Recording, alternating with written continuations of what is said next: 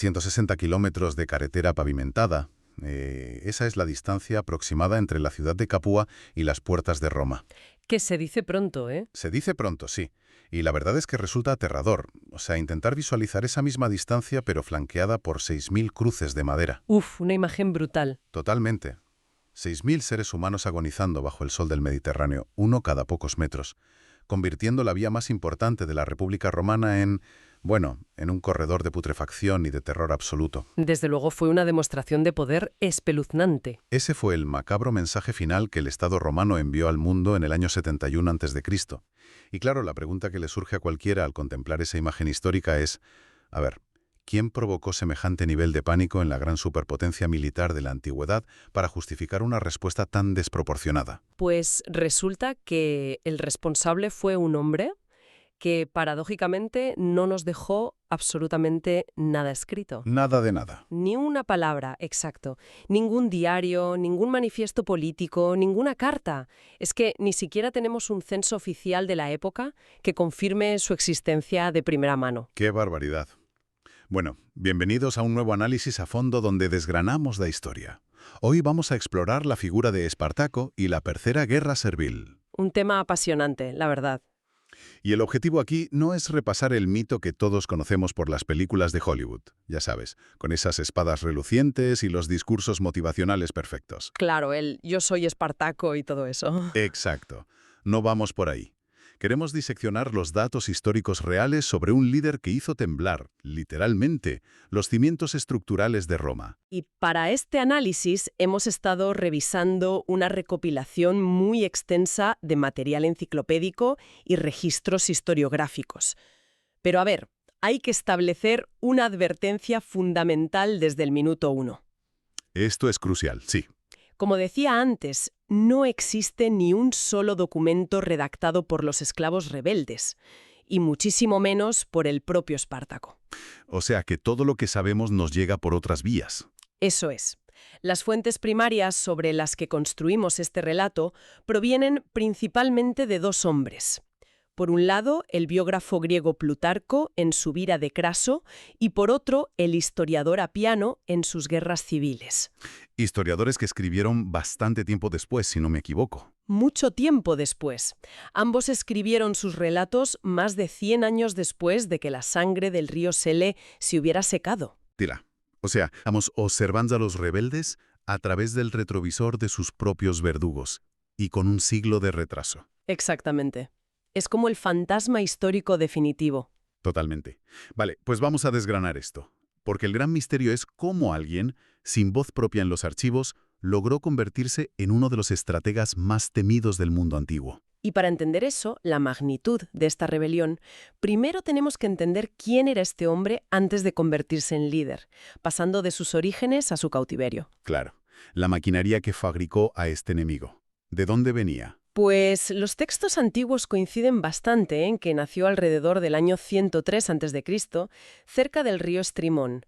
Esto está en la región de Tracia, lo que hoy sería más o menos el territorio de Bulgaria. Vale, los Balcanes. Eso es, se le asocia frecuentemente con la tribu de los Maedi. Pero fíjate, el detalle biográfico que realmente te cambia la perspectiva sobre sus tácticas posteriores es su profesión inicial. A ver. Su primer contacto con la guerra no fue como esclavo, sino como soldado, sirviendo en las tropas auxiliares del propio ejército romano. Ostras, claro. Resulta súper irónico. El imperio que dominaba el mundo básicamente entrenó a la persona que estuvo a punto de colapsar su economía interna. Exacto. Aprendió la disciplina, las formaciones, el vocabulario de mando de las legiones desde dentro. Conocía el sistema. Era uno de ellos, en cierto modo. Así es. Y esa formación militar previa fue el catalizador de todo lo que vino después. ¿Y cómo acaba un soldado auxiliar vendido como esclavo? Pues los motivos de su caída en desgracia son un poco difusos, la verdad. Algunas fuentes sugieren que desertó porque se negó a combatir contra otras tribus tracias, o sea, contra los suyos. Tiene sentido. Y otras apuntan a que simplemente fue capturado como prisionero de guerra tras una revuelta.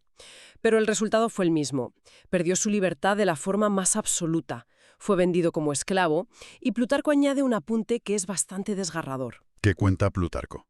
Señala que su esposa, a la que describen como una profetisa de su misma tribu, fue esclavizada y encadenada junto a él. O sea, los despojaron de toda su humanidad para convertirlos en mercancía. Madre mía, qué duro. Y una mercancía que, por su evidente fortaleza física, pues terminó en el mercado más brutal de la época. Al mercado de gladiadores directamente. Eso es.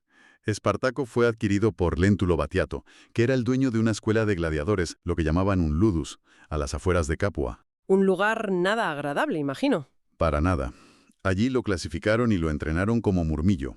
Y para que quienes nos escuchan entiendan lo que esto implicaba a nivel físico y biomecánico, hay que imaginar a un combatiente de peso pesado. Nada de movimientos ágiles y rápidos, ¿no? No. Estos gladiadores cargaban con el scudum, que era un escudo oblongo masivo que cubría casi todo el cuerpo. Era súper pesado. Claro. Y portaban el gladius, esa espada corta y ancha de unos 45 centímetros. Y ojo, estaba diseñada no para cortar, sino para perforar órganos vitales en el combate cerrado. O sea, letal en las distancias cortas. Y hay que tener en cuenta que la escuela de Batiato no era un centro deportivo de alto rendimiento ni nada por el estilo. Era una prisión. Era un matadero altamente tecnificado, sí.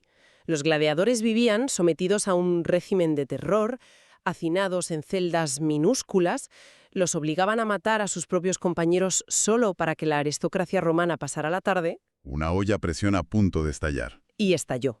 Fue en ese entorno de presión extrema, en el año 73 a.C., Espartaco, junto a un núcleo duro en el que estaban dos galos llamados Criso y Enómao, organizó un plan de fuga para unos 70 hombres. Pero a ver, aquí hay una barrera logística inmensa, porque un ludus romano era básicamente una prisión de máxima seguridad, ¿eh? Completamente blindada. Claro, las espadas y las armaduras reales se guardaban bajo llave en armerías súper custodiadas precisamente para evitar que se amotinaran.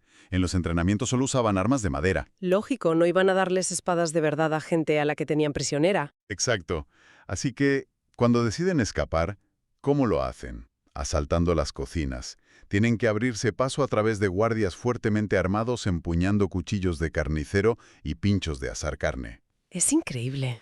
Es que es el equivalente hoy en día a intentar fugarse de un penal de alta seguridad usando exclusivamente las cucharas y los cuchillos de plástico de la bandeja del comedor. Y encima contra guardias armados. Totalmente.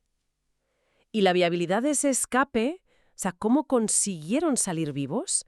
Reside en la desesperación más absoluta combinada con su entrenamiento. Claro, el combate cuerpo a cuerpo. Eso es. En los pasillos súper estrechos de las cocinas del ludus, un grupo de 70 tipos entrenados para asesinar a corta distancia es letal. Les daba igual tener un cuchillo de trinchar carne que un gladius. Si te pillaban en un pasillo estabas muerto. Exacto. Lograron romper el perímetro. Y fíjate, lo primero que hicieron al salir a las calles de Capua fue interceptar unos carros que transportaban auténticas armas de gladiador. Menuda suerte, o bueno, previsión. Así sustituyeron sus utensilios de cocina por armamento real. Pero, aun con espadas, resulta inverosímil que un grupo tan reducido de 70 tipos sobreviviera a sus primeras 24 horas. O sea, Roma tenía guarniciones locales. Por supuesto. Si 70 gladiadores ensangrentados escapan, la respuesta militar debería haber sido inmediata y aplastante. ¿Por qué no los aniquilaron esa misma tarde en algún camino de la región de Campania? Pues aquí entra un factor súper interesante. Lo fascinante aquí es el tremendo error de percepción de los romanos. ¿En qué sentido? A ver, los historiadores antiguos, cuando escribieron sobre esto, proyectaron la estructura jerárquica de sus propias legiones sobre los fugitivos. Dieron por sentado que Espartaco se autoproclamó general supremo el día 1 y empezó a dictar órdenes como un dictador militar. Claro, pensaban que funcionaban igual que ellos. Exacto. Pero la realidad operativa debió ser mucho más caótica y sobre todo más horizontal. Fue un ejercicio de supervivencia colectiva extrema. Un sálvese quien pueda organizado. Algo así. Espartaco, Criso y Enómao seguramente lideraban por puro respeto y experiencia, pero tomaban decisiones de vida o muerte sobre la marcha y en grupo. Y además se salvaron gracias a la pura arrogancia del Senado romano. ¿Ah, sí? Porque para Roma esto era un simple problema policial, ¿no? Literalmente. Un incidente de orden público sin mayor importancia. Y esto tiene todo el sentido geográfico si miras dónde estaba el ejército romano en ese momento. Las legiones de verdad, los profesionales, estaban repartidos por los bordes del Mediterráneo, Lejos de Italia. muy lejos. Estaban en Hispania lidiando con la rebelión de Sertorio y otro montón de tropas andaba por Oriente metidos en la Tercera Guerra Mitridática. Exactamente. La península itálica estaba casi vacía de infantería pesada profesional, así que el Senado hizo lo mínimo indispensable. Mandar a la milicia. Mandaron al pretor Cayo Claudio Glabro con unas tropas reclutadas a toda prisa. Gente sin experiencia, mal equipada y con cero disciplina. Vamos, carne de cañón frente a gladiadores profesionales. Pues sí, Glabro logró acorralarlos, eso sí, en las laderas del monte Vesubio. Hay que recordar que en aquella época el Vesubio era un volcán inactivo, con una caldera inmensa llena de vegetación salvaje y con un único acceso que se pudiera transitar. Glabro hace lo que le dictaba el manual romano, supongo. Bloquea el único camino, planta su campamento y a esperar. Una táctica de burócrata total. Tal cual, no quería arriesgarse a un combate directo. Su plan era dejarlos morir de hambre y sed en la cima. Dio por hecho que el resto del volcán, que eran acantilados casi verticales, funcionaba como un muro infranqueable. Y ese fue el gran error táctico que cambió la historia de esta guerra. Glabro confió ciegamente en la doctrina romana. Un terreno intransitable no necesita guardias. Gran error. Un error garrafal, porque Espartaco, que venía del mundo rural y entendía los recursos naturales, se fijó en la vegetación del Vesubio. Las famosas lianas. Eso es. Las laderas estaban cubiertas de enredaderas y ramas de parras silvestres. Así que organizó a su gente para trenzar esas ramas. Hicieron cuerdas larguísimas y súper resistentes, capaces de aguantar el peso de un hombre con armadura. Es que es de película. Aquí es donde se pone realmente interesante, porque imagínate la audacia militar, descolgarse por una pared rocosa inestable. De noche, a oscuras. En la más absoluta oscuridad, colgados de unas lianas que acaban de trenzar a mano. El riesgo de matarse ahí mismo era brutal. Altísimo. Pero lo consiguieron. Y cuando llegaron abajo, no salieron corriendo a esconderse. ¿Qué va? Bordearon el Vesubio en silencio absoluto y atacaron el campamento de Glauro por la retaguardia. A los romanos dormidos, claro. Exacto. La milicia romana dormía plácidamente pensando que el enemigo seguía atrapado arriba. Fueron masacrados antes de darse cuenta de lo que pasaba. Y claro, las consecuencias de esa victoria en el Vesubio fueron tectónicas. Ya no eran 70 fugitivos escondiéndose por las esquinas. Acababan de aniquilar a una fuerza romana oficial, quedándose con su equipo, sus armas, su comida. Fue un efecto llamada espectacular. Totalmente. Poco después, destruyeron otra expedición punitiva, y la noticia corrió como la pólvora por toda Italia. El grupo creció de una manera absurda, pasando de 70 hombres a, según dicen, unos 70.000 integrantes. 70.000 almas, sí. Y aquí me surge una duda enorme. ¿Cómo logras sostener, alimentar y armar a una ciudad móvil de 70.000 personas, muchos de ellos pastores o esclavos, para que superen intelectual y tácticamente a la máquina romana? Pues es uno de los mayores desafíos logísticos de la antigüedad, y la clave está en quiénes formaban ese grupo. Había una diferencia abismal entre los esclavos urbanos y los rurales. A ver, explícame eso. Los esclavos de ciudad, los que servían en las casas de la élite romana, vivían comparativamente mejor. La mayoría no se unió a la rebelión porque tenían miedo de perder esa pequeña estabilidad. Espartaco sacó a su ejército del campo. De los latifundios agrícolas. Exacto. Atrajo a pastores, esclavos de las minas, jornaleros forzados. Gente acostumbrada a una vida durísima, a soportar la intemperie y el dolor físico extremo. Eran soldados naturales. Y además conocían el terreno perfectamente, claro. Milimétricamente. Sabían dónde estaban las granjas con provisiones, las rutas ocultas. Y a este grupo se le sumaron unos aliados cruciales, los veteranos arruinados de la guerra social romana. Hombres libres pero descontentos. Sí, gente que odiaba a la aristocracia y que, lo más importante, conocía a la perfección cómo funcionaba una legión romana por dentro. Claro, aportaron toda la estructura táctica que les faltaba a los campesinos. Exacto.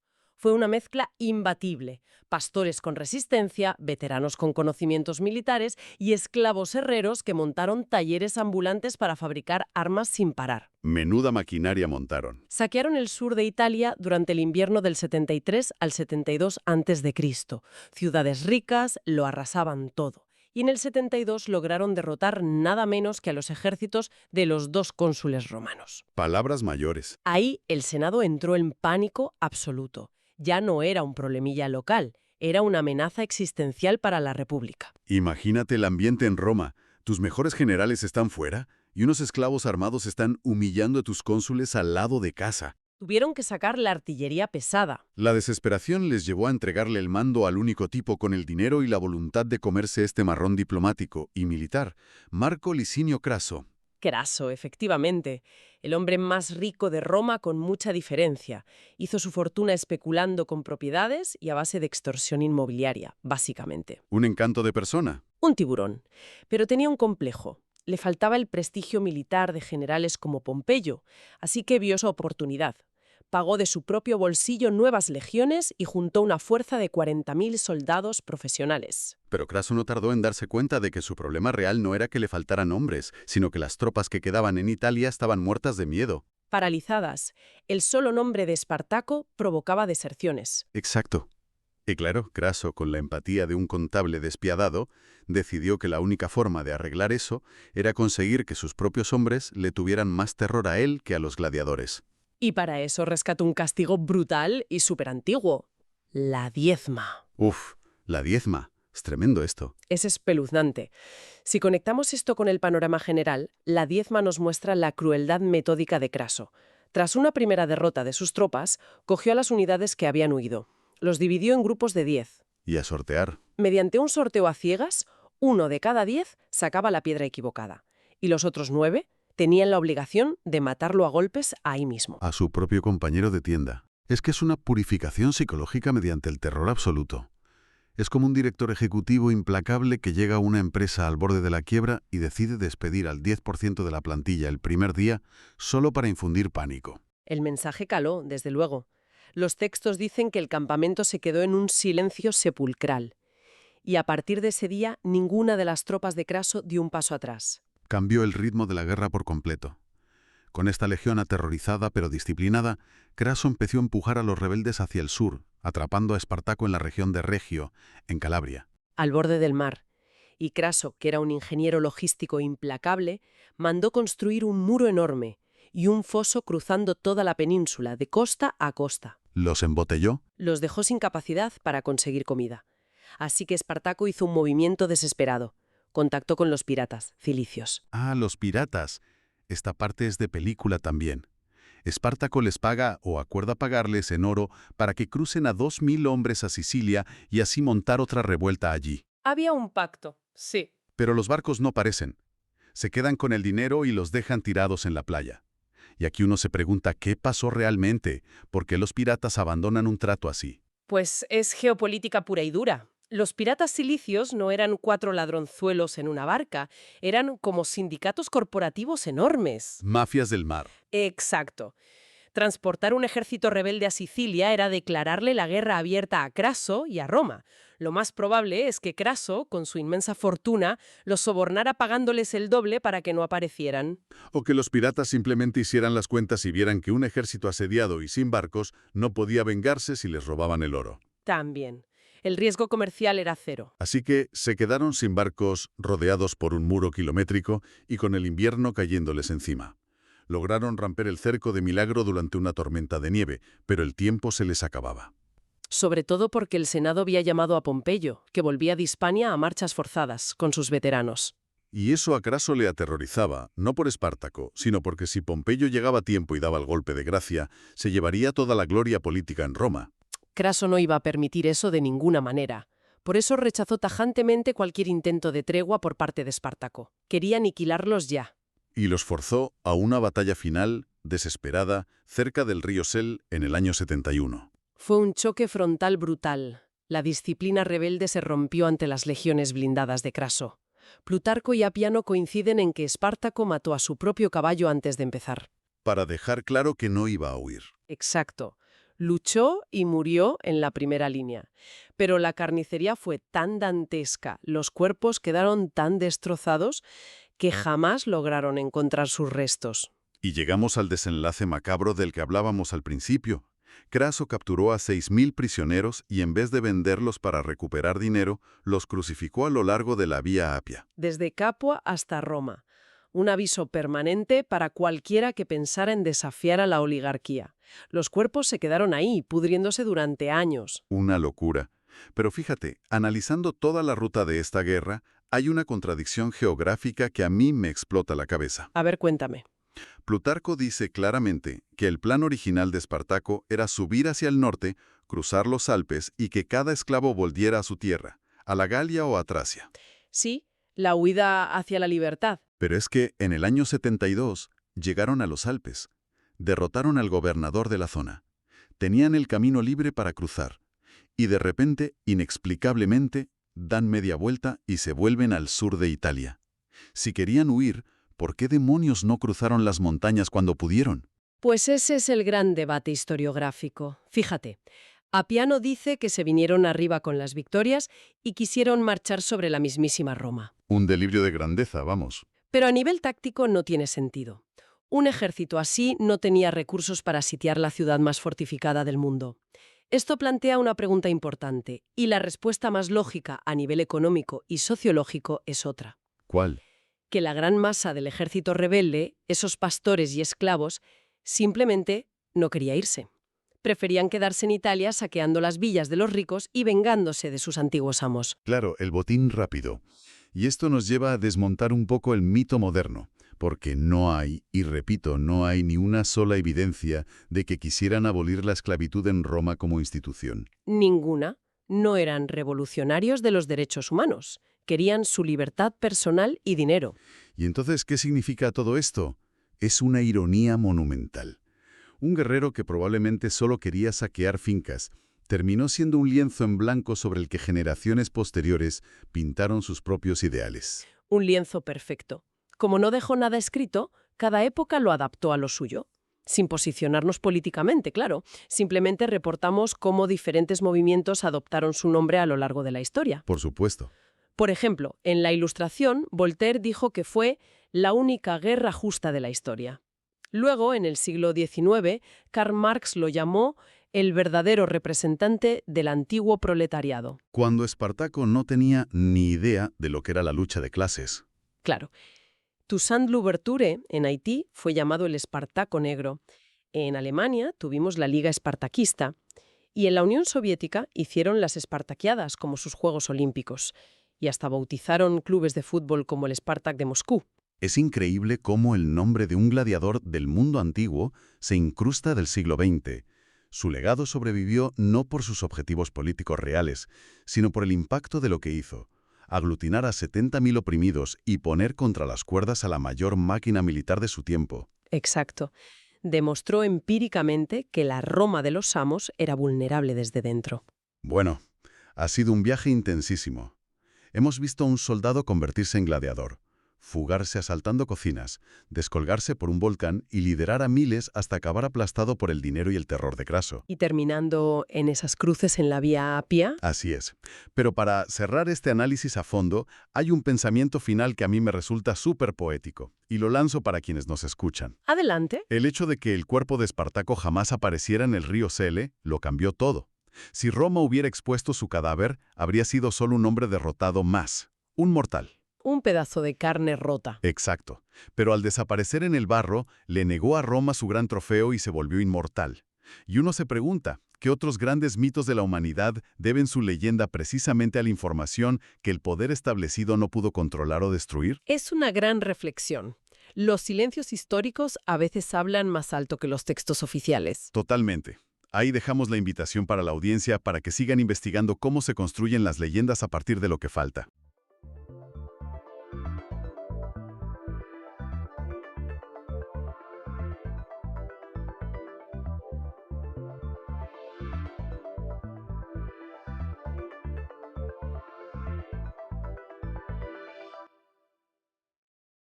Bueno, pues arranquemos este nuevo análisis a fondo. Y a ver, pensemos un momento en dos de los científicos más brillantes del siglo XX. Yo creo que la imagen que nos viene a la cabeza es la típica, ¿no? Alguien frente a una pizarra llena de ecuaciones imposibles o manejando material de cristal súper sofisticado en un laboratorio impoluto. Claro, esa es la imagen de película que tenemos todos. Ese científico solitario, pura racionalidad, que solo necesita pensar muy fuerte para que el universo le cuente sus secretos. Exacto. Pero la realidad, en este caso concreto, es que estos dos genios estaban literalmente tirados por el suelo de su laboratorio jugando con recortes de cartón y trozos de alambre, en plan como si fueran niños montando un puzzle gigante. Y así de físico, de caótico fue en realidad el proceso que llevó al descubrimiento de la estructura del ADN. Es que es una imagen fantástica. Rompe por completo el mito, porque la ciencia real, la práctica del día a día, es infinitamente más desordenada y, francamente, mucho más humana de lo que nos suelen contar. Y precisamente por eso, el objetivo de nuestro análisis de hoy es desmantelar todo esto. Vamos a reconstruir un concepto que todo el mundo cree conocer porque nos lo enseñan en el colegio, pero que es tela de complejo. Tenemos sobre la mesa una recopilación enciclopédica brutal sobre la historia, la filosofía y la aplicación del método científico. Y la misión hoy es demostrar que esto no es una receta de cocina aburrida de 5 pasos. Desde luego que no. Es un ecosistema que está vivo, que se alimenta de debates filosóficos acalorados, de sesgos cognitivos y, oye, de una cantidad impresionante de suerte. Muchísima suerte. Vale, pues vamos a desgranar esto, empezando por ese gran mito escolar, el proceso lineal. Observas, haces hipótesis, experimentas y listo. Ya, es que gran parte de la culpa de que veamos la ciencia así, como una secuencia inamovible, la tiene el sistema educativo de principios del siglo pasado. Los documentos que estamos analizando apuntan directamente a John Dewey y a su libro de 1910. En plena época industrial, claro. Eso es, había que estandarizar la enseñanza a lo bestia, y Dewey popularizó esta progresión tan ordenada. Primero la observación, luego la hipótesis, después la predicción y el experimento. Todo súper pulcro, empaquetado para que sea fácil de corregir en un examen. Ya, el problema es que los descubrimientos que realmente han cambiado la historia de la humanidad sencillamente no caben en esa cajita prefabricada. Volvamos a la imagen de James Watson y Francis Crick entre el 44 y el 53. Si hubieran seguido la receta de Dewey al pie de la letra, habrían mirado los datos bioquímicos, formulado una ecuación y publicado. Pero abandonaron la ruta matemática tradicional por completo, ¿verdad? Sí, casi por completo. Se dieron cuenta de que deducir la estructura molecular tridimensional solo con cálculos abstractos, les iba a llevar años. Y encima las matemáticas no eran precisamente su punto fuerte. Así que dijeron, pues construimos modelos analógicos. Lo de los cartones y los metales. Exacto. Esas piezas físicas representaban los nucleótidos, las piececitas del ADN. E intentaban encajarlas a mano, probando ángulos. Y chocaban contra la pared todo el rato, claro, porque supongo que físicamente las piezas no encajaban si seguías las leyes de la química. Nada. Era frustrante. Calle sin salida tras calle sin salida. Hasta que de repente entró en juego una variable externa completamente inesperada. La famosísima foto 51. ¡Boom! Ese fue el detonante real. La cristalógrafa Rosalind Franklin había conseguido capturar una imagen de difracción de rayos X del ADN. Que a ver, para quien no lo tenga fresco, esto de la difracción es, básicamente, disparar rayos X a un cristal de la molécula, ¿no? Eso es. Disparas los rayos y registras en una placa fotográfica cómo rebotan y se dispersan al chocar con los átomos. Y cuando Watson vio esa foto 51, que tenía un patrón clarísimo en forma de X, no necesitó meses de cálculos. El patrón visual era la firma inequívoca de que ahí había una estructura en doble hélice. Fue instantáneo. A mí me encanta pensar en esto, o sea, hacer la analogía de que el método científico no es seguir las instrucciones de un mueble sueco. Es más como una improvisación de jazz. Tienes a los músicos en el escenario, que son los científicos, y no hay partitura. Claro, van lanzando ideas empíricas. Exacto.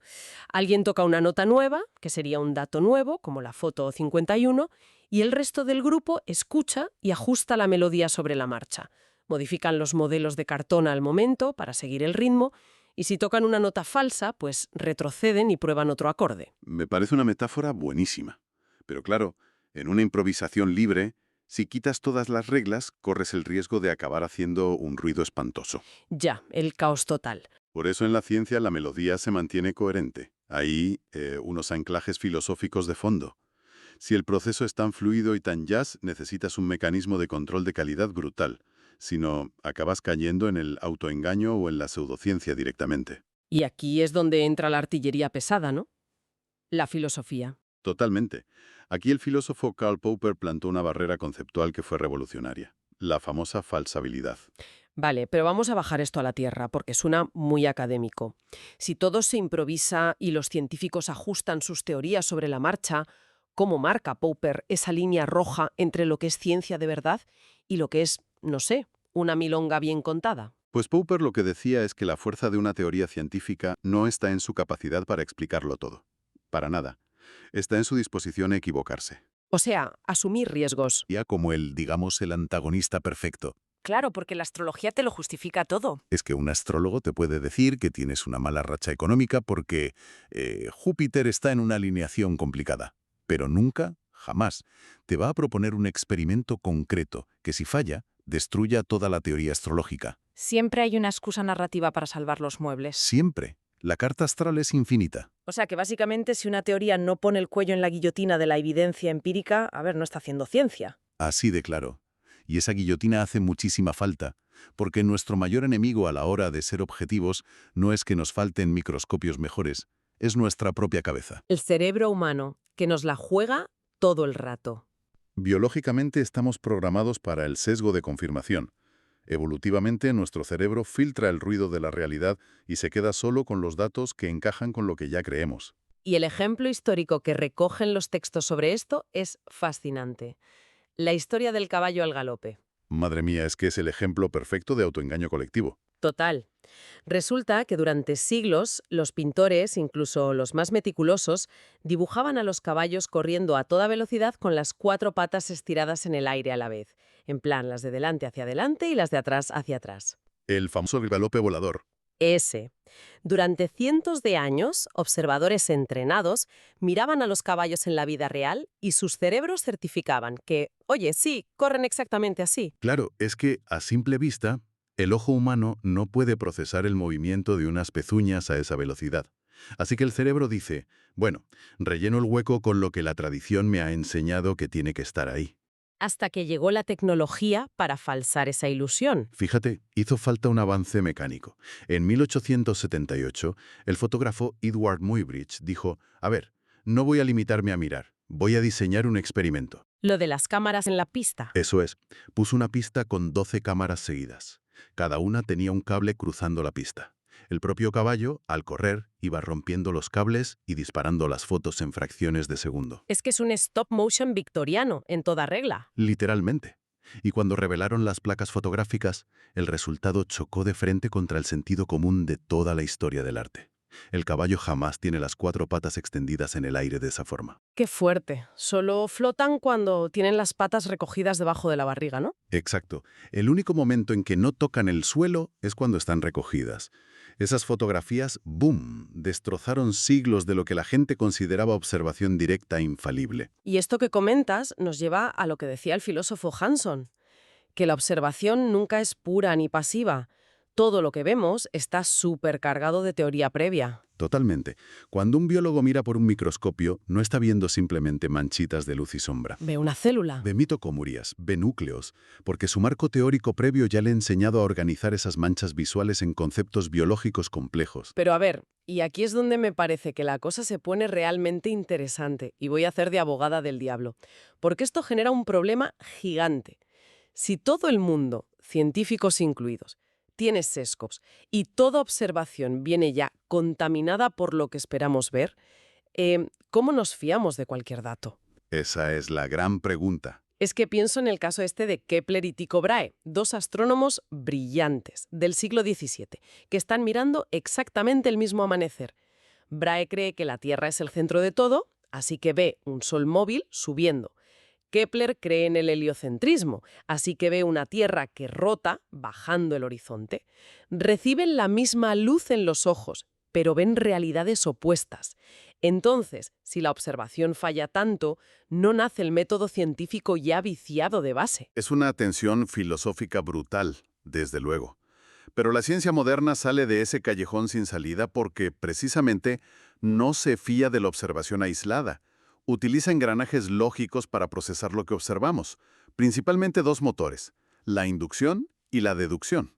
Porque como los sentidos nos mienten, necesitamos un andamio de pura lógica. ¿Eso es?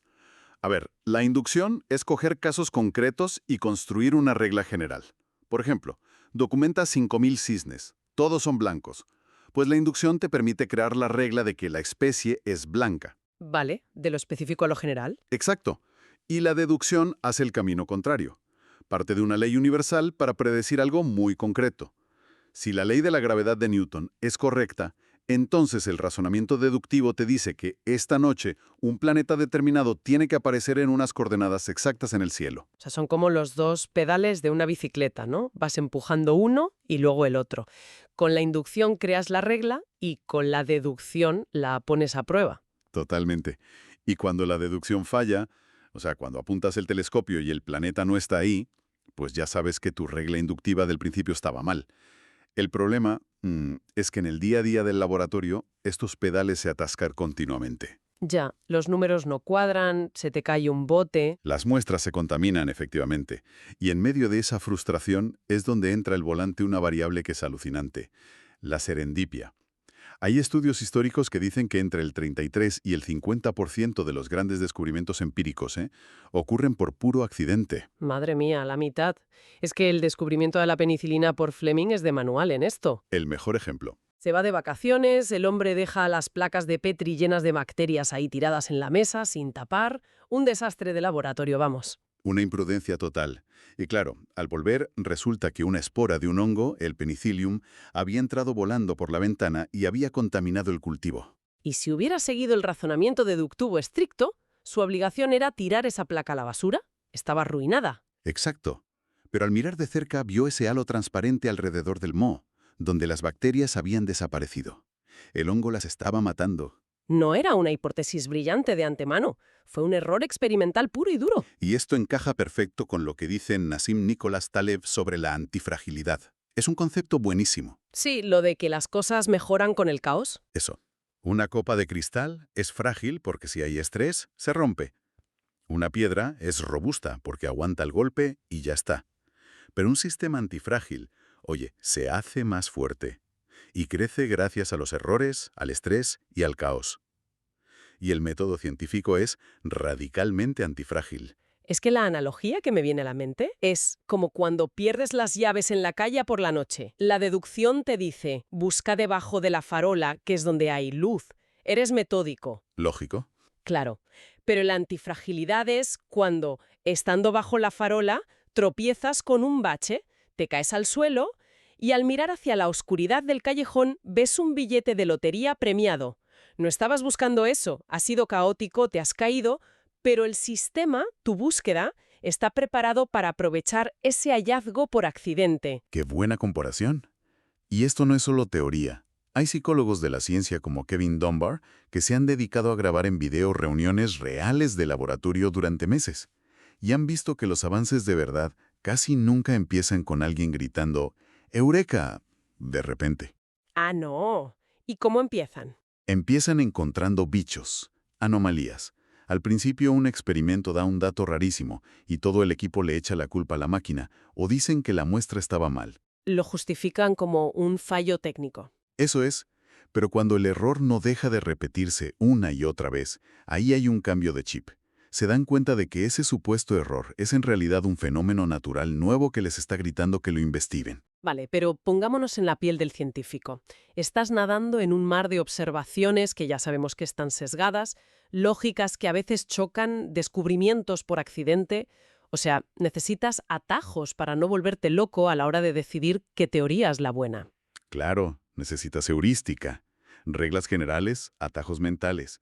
Y esto a veces choca porque parece muy poco riguroso, pero son herramientas de supervivencia pura. Claro, la famosa navaja de Occam, el principio de parsimonia. Ese es el rey de los atajos.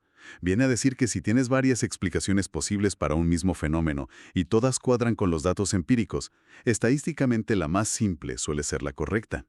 Newton decía que no hay que buscar más causas de las necesarias. Simplificar al máximo.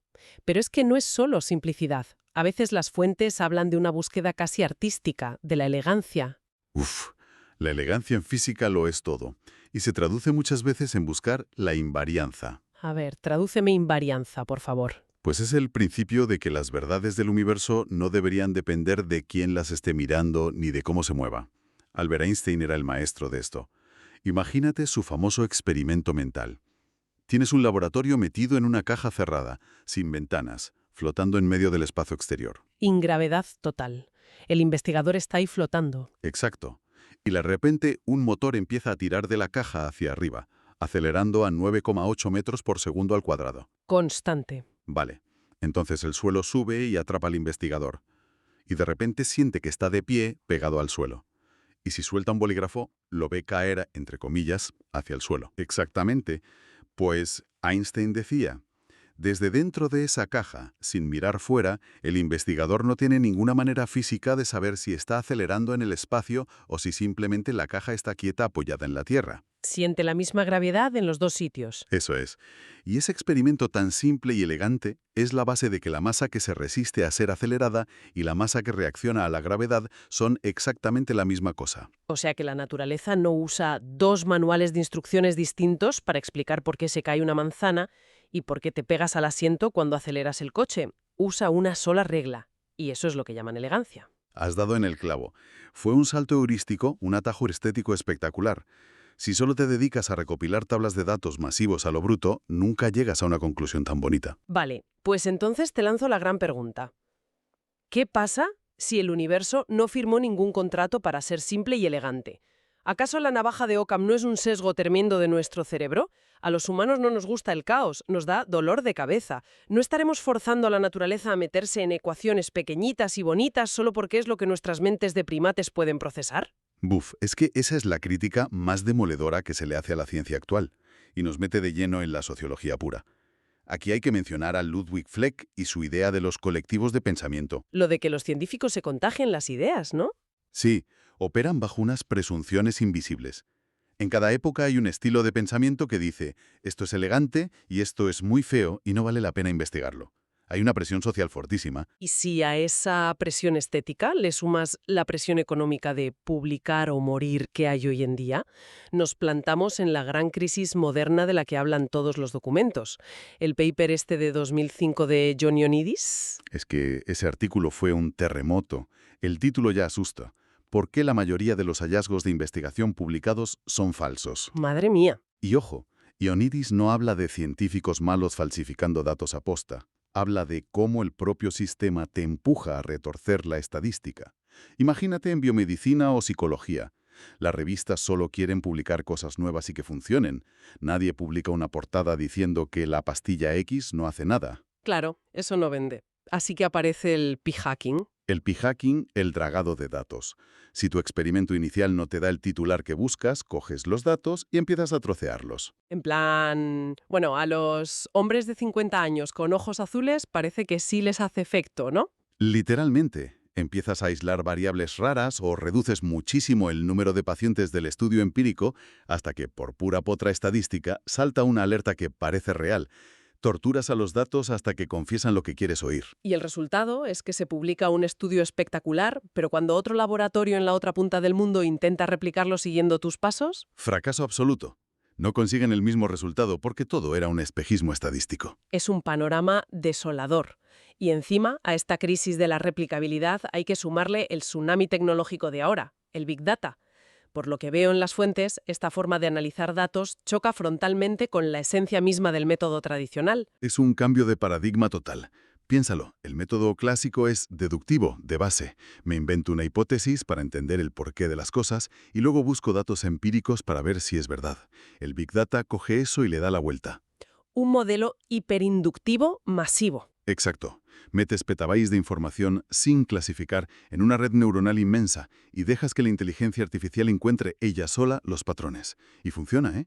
Te dice con una precisión brutal qué pacientes van a desarrollar una enfermedad basada en 1 millón de variables cruzadas. Pero sin explicarte nunca el por qué. Ese es el problema. Es una caja negra metodológica. Sacrifica la comprensión teórica profunda por pura eficacia predictiva. Pues si juntamos las dos cosas, si gran parte de lo que publicamos está mal por culpa de la presión estadística y los nuevos algoritmos nos dan resultados pero pasan olímpicamente de buscar hipótesis y comprender las causas, ¿El método científico se ha roto en el siglo XXI? ¿O es que precisamente escuchar a científicos destapar estos fallos es la prueba de que el sistema se purga a sí mismo? La evidencia histórica apunta claramente a esto último. A ver, la ciencia no tiene autoridad porque sea infalible o mítica. Tiene autoridad porque es la única herramienta humana diseñada específicamente para dudar de sí misma, de forma institucionalizada. Esa guillotina de Popper siempre está afilada. Exacto. Habrá épocas de ruido, incentivos perversos para publicar, crisis de replicabilidad, pero a largo plazo, la exigencia innegociable de que un experimento se pueda repetir acaba destapando el p-hacking y consolidando lo que es verdad.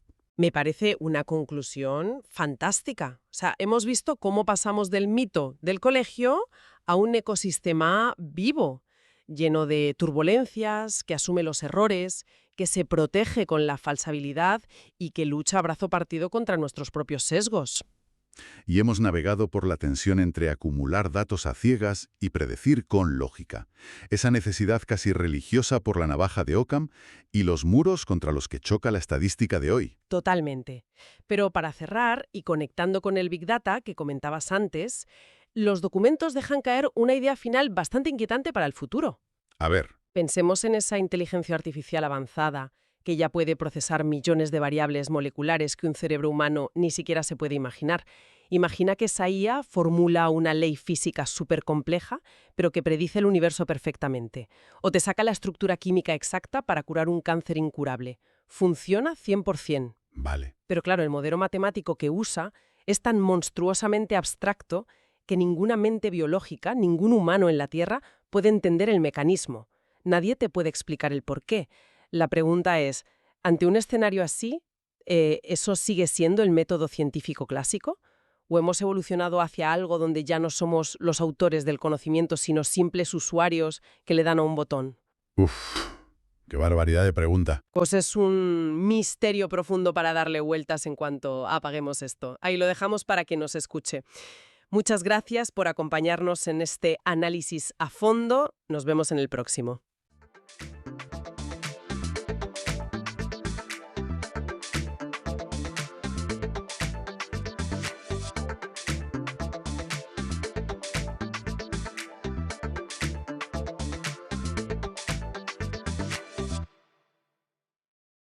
Bueno, a ver cómo planteamos esto.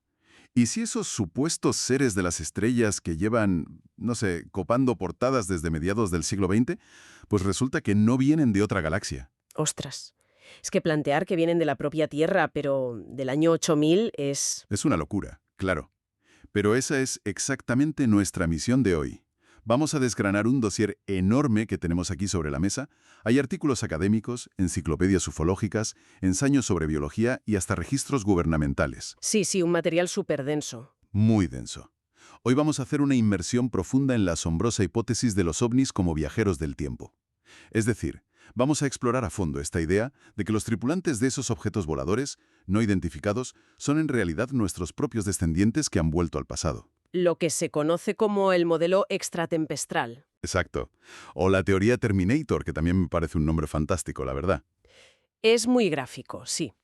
A ver, es un cambio de paradigma radical. Y aunque, claro, la ciencia académica convencional califica esto de directamente implausible o de, bueno, simple ciencia ficción, Que lo es, a primera vista. totalmente, pero la cantidad de atención que genera esta teoría es innegable.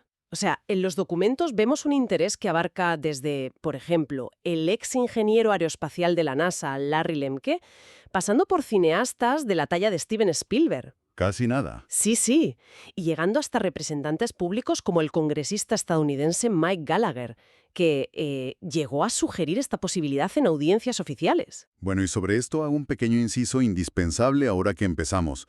Que se mencione a figuras políticas como Gallagher en nuestros documentos no significa en absoluto que se avalen sus posturas políticas ni que se tome partido aquí. Claro, faltaría más. Se mantiene una neutralidad absoluta en este análisis a fondo. Si traemos su nombre a colación es pura y exclusivamente para ilustrar cómo esta narrativa ha logrado saltar de, yo qué sé, los foros de Internet más oscuros a las altas esferas del debate público y cultural. Es que la influencia es gigantesca. el alcance cultural que tiene esto es enorme. Muy bestia. Pero, claro, para entender el origen de una propuesta tan audaz como esta, primero hay que indagar en las carencias del relato tradicional. Porque la hipótesis extratempestral no nace de la nada. No surge porque a alguien le pareciera una idea divertida para una novela. Ya. Nace como un intento casi desesperado de tapar los inmensos agujeros lógicos y científicos que tiene la narrativa clásica del visitante extraterrestre. Vale, vamos a desglosar esto. Porque todo empieza con un problema de narrativa que choca de bruces con la biología evolutiva. Sí, A ver, hay que situarse un poco en la historia. La era moderna del fenómeno ovni arranca de forma oficial en el verano de 1947. con Kenneth Arnold, ¿no? Eso es. Kenneth Arnold, un piloto civil, que afirma ver una formación de naves supersónicas. Y aquí el contexto es vital. O sea, acababa la Segunda Guerra Mundial. Estados Unidos planeaba reindustrializar Alemania. Y la paranoia de la Guerra Fría estaba a puntito de estallar. Había muchísima tensión en el ambiente. Imagínate.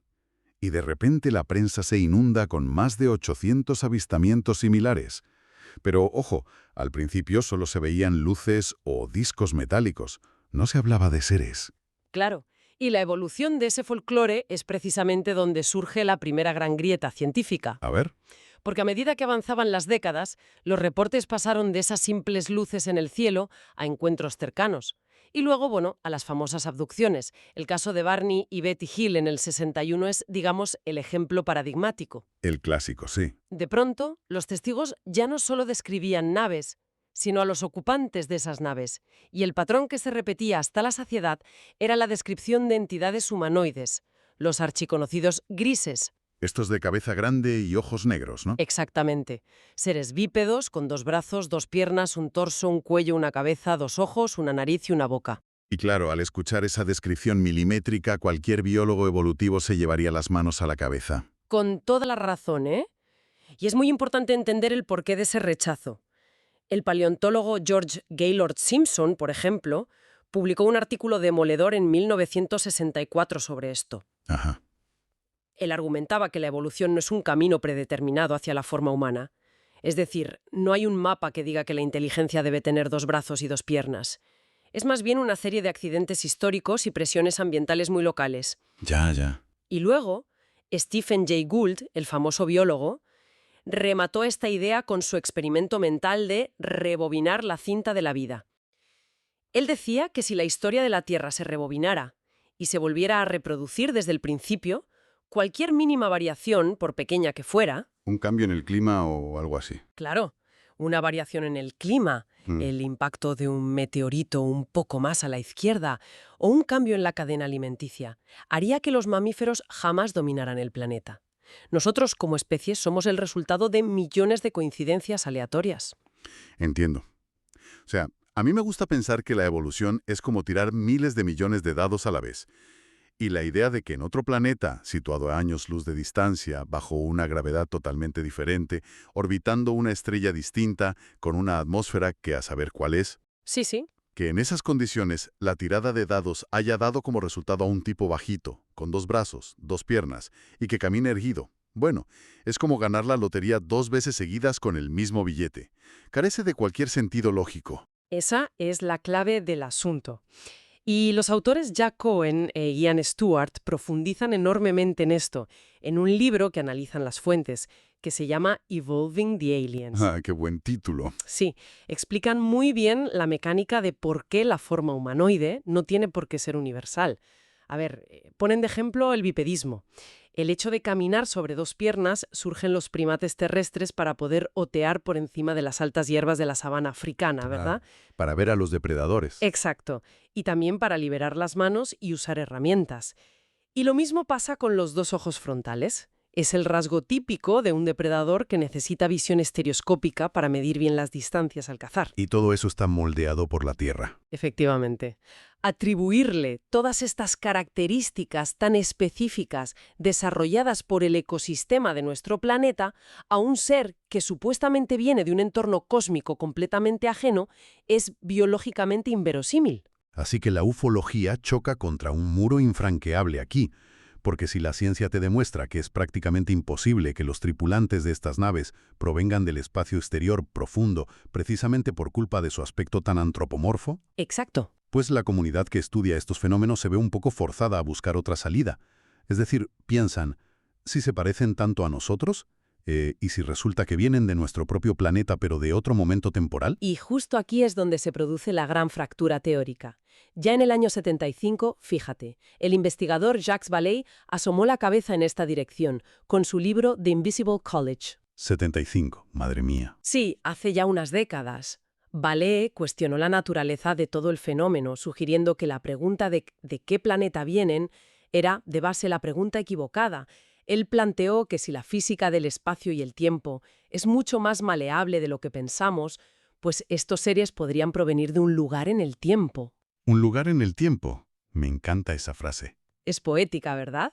Podrían ser entidades locales, terrestres, pero desplazadas cronológicamente. Y aquí es donde se pone realmente interesante.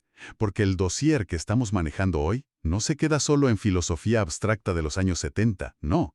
Nos presenta a académicos contemporáneos que han intentado crear modelos anatómicos para demostrar que esos supuestos alienígenas somos, literal, nosotros dentro de miles de años. Exacto. Hablo del Dr. Michael P. Masters, que es profesor de antropología biológica y en sus libros Identified Flying Objects y The Extraterrestrial Model entra al detalle de esto. Es que el trabajo de Masters es un intento brutal de dotar de rigor anatómico a toda esta teoría. Él no se centra tanto en cómo funcionan las naves, que eso se lo deja a los físicos, sino en la morfología.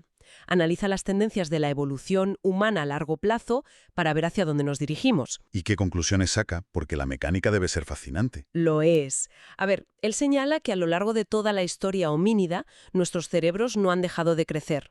Cierto. Y eso, por pura física, requiere cráneos cada vez más grandes.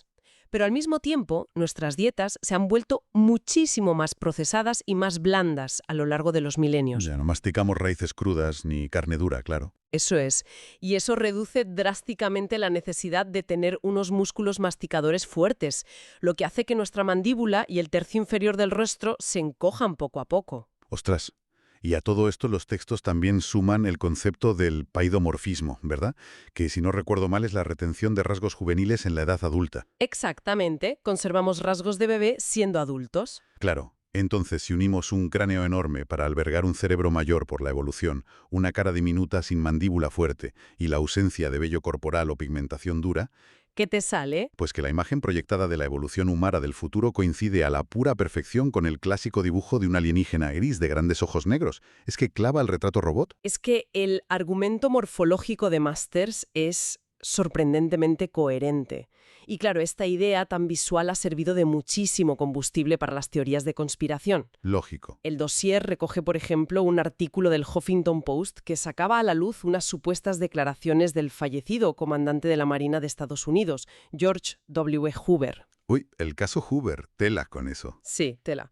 Según este relato, que hay que decir que no está verificado de forma independiente, Hoover habría confesado en su lecho de muerte o en privado que el famosísimo choque de Roswell, el de 1947, Sí. que no fue protagonizado por extraterrestres, sino por entidades extratemporales. Humanos del futuro. Eso es, humanos del futuro que, en su línea de tiempo, habrían logrado romper la barrera de la velocidad de la luz y manipular el continuo espacio-tiempo para acabar estrellándose en el desierto de Nuevo México. Madre mía. Ahora bien, el escepticismo inicial que a mí me asalta al leer todo esto, dejando a un lado la física por un momento, es sobre los motivos. A ver, Supongamos que dominan el viaje en el tiempo, que es posiblemente la tecnología más compleja, cara y peligrosa de todo el tejido del universo. ¿Para qué vuelven? Porque los textos sugieren cosas como el turismo temporal, o aún más curioso, la investigación paleoantropológica. sí, el trabajo de campo. Claro, es que hay un contraste casi cómico en imaginar que la tecnología definitiva de la creación se utiliza simplemente porque, no sé, unos estudiantes de posgrado del futuro necesitan completar las horas de trabajo de campo para su tesis doctoral sobre los humanos del siglo XX. Es un poco absurdo. Ya, suena un poco a chiste. Pero lo fascinante aquí es cómo esta aparente trivialidad esconde en realidad motivos de profunda supervivencia y de curiosidad existencial. ¿En qué sentido? Pues si evaluamos las presiones a las que se enfrenta nuestra civilización actual, hablamos de un cambio climático extremo, de la inminente singularidad tecnológica con la inteligencia artificial, de los primeros pasos en la edición genética masiva, es altamente probable que el ser humano del futuro experimente una divergencia evolutiva radical o que pase por una crisis profundísima. Un cuello de botella evolutivo, claro. Exacto. Desde un punto de vista antropológico, poder viajar al pasado real y observar empíricamente, sin intermediarios, cómo vivían sus antepasados, cómo lograron superar esas crisis globales que a punto estuvieron de extinguirlos, eso tendría un valor científico incalculable para ellos. Entendido. Vale. Concedamos entonces que tienen el motivo existencial, y concedamos también que, oye, la biología de Masters podría encajar. Pero todo este andamiaje maravilloso se estrella espectacularmente contra el problema fundamental del viaje en el tiempo, las leyes inquebrantables de la física teórica y la omnipresente paradoja del abuelo. El gran dolor de cabeza. Totalmente. Porque si uno de estos investigadores del futuro viaja al pasado y por accidente, yo qué sé, pisa una mariposa, o peor aún, evita que sus propios abuelos se conozcan, Borraría su propia existencia al instante. claro. ¿Cómo demonios pretende el modelo extratempestral solucionar este galimatías físico? Bueno, la física teórica es sin duda el mayor campo de minas para esta hipótesis. Algunos teóricos, como J. Richard Gott o Ronald Mallet, sí que han formulado ecuaciones basadas en la relatividad general de Einstein y demuestran que las curvas cerradas de tipo tiempo, Las famosas curvas temporales. esas, caminos a través del espacio-tiempo que regresan a su punto de origen en el pasado, demuestran que son matemáticamente posibles bajo unas condiciones súper extremas de energía y gravedad. Pero claro, para evitar la aniquilación por la paradoja del abuelo, la hipótesis del crononauta se ve obligada a fusionarse con otra rama inmensa de la física. No me digas más. La mecánica cuántica. ¿Has acertado? La mecánica cuántica y, en concreto, la interpretación de los múltiples mundos. A ver si lo entiendo. Es decir, que el viaje no ocurre sobre la misma cuerda, sobre la misma línea de tiempo, sino saltando a otras dimensiones. Básicamente, la mecánica cuántica plantea que el universo no es una única línea temporal inalterable. Según la interpretación de múltiples mundos, cada evento a nivel cuántico genera realidades alternativas constantemente. Como ramas de un árbol. Exacto.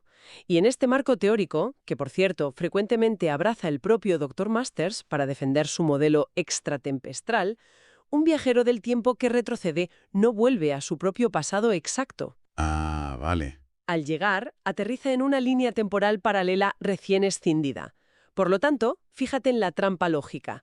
Si el viajero interfiere y causa un desastre gigantesco, Como evitar que nazca su abuelo de esa línea. eso es, su futuro original permanece completamente intacto en su universo de origen. Solo ha modificado el futuro de esa nueva rama paralela a la que acaba de llegar. Ya veo. Pero, sinceramente, todo esto requiere una cantidad de gimnasia mental astronómica.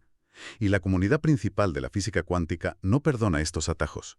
El dossier menciona a Fabio Costa, un físico cuántico muy riguroso, que desmonta la logística del viaje temporal al pasado con una lógica que me parece aplastante. Sí, la crítica de Costa es letal. Costa señala que basándonos en cómo funcionarían de verdad estas hipotéticas curvas de tiempo cerradas o agujeros de gusano, se necesitarían dos puertas interconectadas, una situada en el presente para entrar y otra situada en el pasado para salir. Es como... O sea, imagínate que es como si los humanos del futuro estuvieran construyendo un puente hacia nosotros. Vale. Lo es físicamente imposible que lo crucen para visitarnos hoy porque en nuestro siglo XXI nosotros todavía no hemos inventado la máquina, no hemos puesto ni construido los pilares de este lado del río para que el puente se sostenga. Esa metáfora capta el problema de forma impecable, la verdad. El mecanismo de un agujero de gusano estabilizado, que sería la puerta para este viaje, requiere que ambas bocas existan simultáneamente en las épocas que conectan. Claro. Y como nadie en nuestra era ha encendido una máquina del tiempo y la ha dejado ahí, en funcionamiento, esperando recibir visitantes del futuro, el canal simplemente no existe. Es que no hay puerta a la que llamar. Tal cual. Por consiguiente, Costa argumenta que no puede haber turistas temporales hoy en día. Y son objeciones tan sólidas como esta las que hacen que la comunidad científica mire toda esta hipótesis con muchísimo recelo, por no decir con desdén. Y es que el rechazo no se limita solo a cuestiones de infraestructura temporal, ¿eh? El dossier expone cómo voces sumamente respetadas desestiman la idea de plano por otros frentes. Neil deGrasse Tyson, por ejemplo, la considera fundamentalmente ilógica por múltiples factores. Sí, Tyson no se muerde la lengua con esto. Para nada. Pero quizá la crítica más directa es la del divulgador y astrónomo David J. Darling. Darling apela directamente a la navaja de Occam. Ya sabes, la explicación más sencilla suele ser la correcta. Su argumento es demoledor, por lo simple que es. Él afirma que antes de ponernos a inventar modelos matemáticos imposibles sobre viajeros del tiempo interdimensionales, primero habría que tener evidencia sólida de que esas luces borrosas en el cielo son, efectivamente, naves de alguna clase. Claro, empezar por el principio. Exacta. Crear una teoría complejísima de física cuántica para explicar un fenómeno cuya existencia física ni siquiera está comprobada empíricamente es un despropósito científico total. Totalmente de acuerdo. Darling apunta al núcleo del método científico. Es que no se pueden construir castillos teóricos sobre cimientos que consisten, en su inmensa mayoría, en testimonios humanos falibles y vídeos borrosos de infrarrojos. Ya te digo. Pero lo que resulta innegable al analizar todas estas fuentes es que, aunque la ciencia de rigor rechace la hipótesis, su poder narrativo ha impregnado por completo nuestra forma de concebir lo desconocido. Hay una retroalimentación con la cultura popular que es profundísima. Completamente de acuerdo en eso. Es imposible leer este dossier sin pensar en las grandes obras de ficción de las últimas décadas. En la película Interstellar, por ejemplo, atención, un pequeño spoiler para quien no la haya visto. Bueno, ya tiene unos años, ¿eh? Sí, ya toca haberla visto. La humanidad es salvada al final por unos seres enigmáticos de 5 dimensiones que operan fuera de nuestro espacio-tiempo. Y al final de la película acaban revelándose como, sorpresa, humanos del futuro evolucionados. Clavadito a la teoría. Exacto. O en la literatura con novelas como Sphere de Michael Crichton, donde esa terrorífica nave espacial que encuentran en el fondo del mar estadounidense y que parece alienígena, resulta ser tecnología terrestre que viajó hacia atrás desde el futuro. Es que ese intercambio constante entre la especulación marginal y Hollywood nos lleva a un análisis fantástico que hace el escritor científico Ian Ridpath en el dossier Wedete. Ridpath examinó uno de los casos ufológicos más célebres de Europa, el incidente del bosque de Rendlesham. El que ocurrió en 1980 en el Reino Unido, ¿no? En la base militar. Ese mismo. Años después del avistamiento, uno de los militares implicados, que se llama Jim Penniston, decidió someterse a sesiones de hipnosis para supuestamente recuperar recuerdos bloqueados de esa noche. Ajá. Y durante este estado altamente sugestionable, Penniston afirmó de repente que la nave que vio no venía de otro planeta, sino del futuro humano. Ostras. ¿Y qué descubre Ridpath al investigar esas sesiones de hipnosis tan reveladoras? Pues descubre la pura mecánica de los falsos recuerdos. Ridpath empieza a rastrear la cronología y se da cuenta de algo clave. La memoria recuperada de Penniston surgió a finales de 1994. Curiosamente, escasos meses después de que se emitiera en la televisión nacional una película de ciencia ficción llamada Official Denial. No me lo puedo creer. ¿Y de qué iba la película? Extraterrestres capturados por el gobierno que terminan confesando ser, atención, descendientes humanos del futuro. Para Ridpath, la mente del testigo simplemente absorbió la narrativa de la película que había visto por la tele y, bajo el estrés y la sugestión de la hipnosis, la proyectó como un recuerdo propio vivido. ¡Qué barbaridad! Es un caso de estudio perfecto de cómo el arte no solo imita a la vida, sino que a veces programa nuestra memoria literal. Es alucinante, sí. A mí esto me plantea un debate fascinante sobre el origen de nuestras propias creencias. ¿Acaso es el folclore ufológico el que inspira a los guionistas a escribir películas sobre crononautas?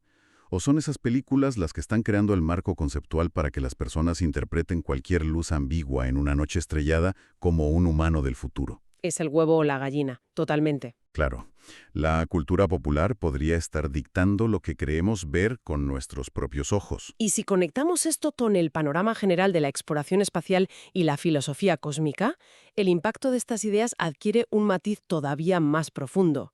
Porque a pesar de este escepticismo justificadísimo del que hablamos, hay gigantes de la ciencia que sí invitaban a mantener una mente un poco más abierta frente a nuestros propios sesgos de percepción. ¿Por ejemplo? Y el astrofísico Carl Sagan nada menos. Al abordar la famosa paradoja de Fermi, que para quien no lo recuerde es esta contradicción entre la alta probabilidad de que haya vida extraterrestre y la falta total de evidencia, Sagan ofreció una reflexión maravillosa en una vieja entrevista para la cadena PBS. Ah, creo que sé por dónde vas. Sagan planteó que la ausencia evidente de turistas del futuro o de seres alienígenas caminando por ahí no descarta necesariamente su existencia. Claro.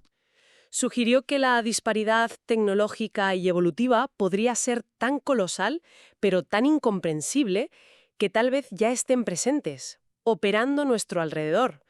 Pero nosotros carecemos por completo de los sentidos físicos y del marco conceptual para siquiera reconocerlos. O sea, estaríamos ante un problema de traducción cognitiva, ¿no? Nuestra percepción humana del siglo XXI no sabría cómo procesar un salto tecnológico de cientos de miles de años. Exacto. Así que la mente recurre a la base de datos cultural que ya tiene instalada y etiqueta ese estímulo incomprensible como ángeles, fantasmas, duendes o, claro, en nuestra era espacial, naves y ovnis. Es un mecanismo puramente psicológico de adaptación. Necesitamos reducir lo inefable a algo que podamos clasificar, algo que podamos temer o adorar según la época histórica en la que vivamos. Bueno, entonces, ¿qué significa todo esto? Si juntamos todas las piezas de este inmenso rompecabezas bibliográfico que hemos analizado hoy, tenemos los modelos de evolución craneofacial de Masters, el debate sobre el bipedismo de Gould, los malabarismos de la mecánica cuántica con líneas temporales múltiples y esta influencia innegable de la ciencia ficción de Hollywood. Muchas piezas, sí. Lo que nos queda, evidentemente, no es una teoría científica validada. Nos queda un reflejo cultural. La hipótesis del viajero del tiempo nos sirve para intentar reconciliar lo abrumador que es el espacio exterior con los misterios de nuestra propia biología y los estrictos muros de la física teórica. Al final acabamos cogiendo a nuestros propios descendientes futuros y los subimos al pedestal de omnipotencia que la humanidad siempre ha reservado para los dioses o para seres mágicos de las estrellas. Es que la necesidad de dar sentido a lo inexplicable es profundamente humana. Y ese es, creo yo, el verdadero valor de destripar todas estas fuentes en nuestro análisis hoy. Al margen de que alguien confíe en la veracidad de los avistamientos o de que le parezca todo un fraude, observar cómo se construye paso a paso este modelo demuestra la asombrosa capacidad intelectual de nuestra especie. Totalmente. Somos capaces de entrelazar conocimientos de campos completamente aislados. Hablamos de mezclar antropología, física de partículas, paleoecología y folclore, todo junto para buscar respuestas a los misterios que nos rodean en el cielo nocturno. Es precioso, visto así. Y para cerrar la inversión de hoy, me gustaría dejar una última reflexión en el aire. Una idea que me surge de leer los motivos detrás de la evolución de estos hipotéticos crononautas. Te escucho. Muchos de los textos afirman que el aspecto extraño de estos grises temporales es fruto de la adaptación a condiciones muy extremas en la Tierra. En los cómics de ciencia ficción clásicos se habla de sobrevivientes a guerras nucleares. Otros teóricos mencionan un futuro arrasado por un cambio climático severo o el colapso absoluto de los ecosistemas. Pero, si como un puro ejercicio de imaginación se acepta que estos seres que desafían la física son realmente la descendencia de nuestra era, eso implica un desenlace definitivo. Un desenlace que habla directamente de la resiliencia de la humanidad. Eso es. Significa que nuestra especie, a pesar de las guerras que tenemos hoy, del deterioro del clima y de su propia inmadurez tecnológica, no se extingue. Significa que contra todo pronóstico estadístico se logra sobrevivir a los propios instintos autodestructivos para llegar al año 8000 y mucho más allá. Es una forma muy bonita de verlo. En el fondo, imaginar que un ovni esconde a un humano del futuro es, paradójicamente, el mensaje más optimista que se puede concebir sobre la viabilidad y el destino de la civilización terrestre. Así que, la próxima vez que se observe el cielo nocturno en busca de respuestas indescifrables provenientes de otra galaxia, tal vez lo que la humanidad debería estar buscando es la garantía de su propio futuro, devolviéndole la mirada desde las estrellas. Qué gran conclusión, la verdad. Ha sido apasionante tirar de este hilo temporal. Muchísimas gracias a quien nos escuche y hasta la próxima inmersión profunda.